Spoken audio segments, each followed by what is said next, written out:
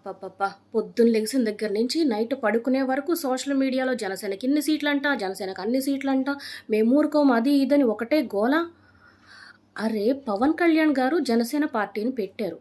ఆయన ఆశయాలు, సిద్ధాంతాలు నచ్చి ఆ పార్టీలో జాయిన్ అయిన మనకే పార్టీ పట్ల ఇంత రెస్పాన్సిబిలిటీ ఉంటే, ఆయన పెట్టిన ఆశయాల కోసం, సిద్ధాంతాల కోసం నిరంతరం కృషి చేస్తున్నటువంటి పవన్ కళ్యాణ్ గారికి పార్టీ మీద ఇంకెంత రెస్పాన్సిబిలిటీ ఉంటుంది?